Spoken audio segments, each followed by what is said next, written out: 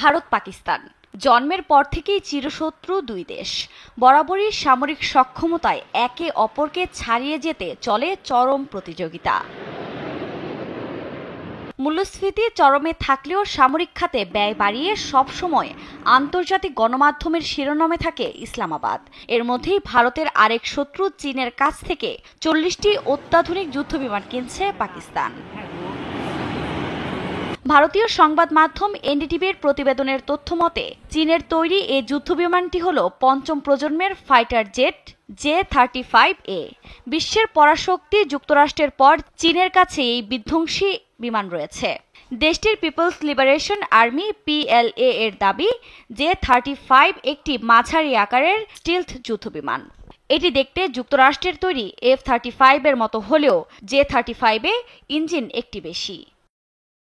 গণমাধ্যমের তথ্য বলছে পাকিস্তানের বিমান বাহিনী ইতোমধ্যে এ যুদ্ধবিমান কেনার অনুমোদন দিয়েছে। তবে এর আগেই চলতি বছরের জুলাইয়ে পাকিস্তানের বিমান বাহিনীর পাইলটরা আনুষ্ঠানিকভাবে চীনের যুদ্ধবিমান J-35A চালানোর প্রশিক্ষণ শুরু করেছেন। শি প্রশাসনের সঙ্গে ইসলামাবাদের এ চুক্তি বাস্তবায়িত হলে চীনের বাইরে পাকিস্তানই প্রথম ও একমাত্র দেশ হবে যাদের কাছে যুদ্ধবিমান J-35A এর একটি স্কোয়াড্রন থাকবে।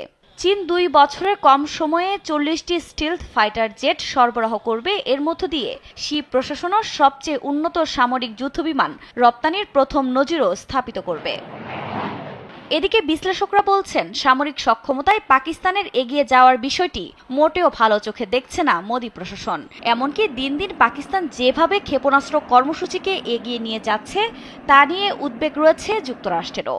ইসলামাবাদের ব্যালিস্টিক ক্ষেপণাস্ত্র দক্ষিণ এশিয়ার বাইরে যে কোনো স্থানে আঘাত হানতে পারে। এটি ভারতের জন্য আতঙ্কের কারণ হিসেবেও দেখছেন কেউ কেউ। এই বিষয়ে মন্তব্য না করলেও বিশ্লেষকদের মতে এর মধ্য দিয়ে ভারতের আঞ্চলিক প্রধান দুই শত্রুর ঘনিষ্ঠতা আরও বাড়বে।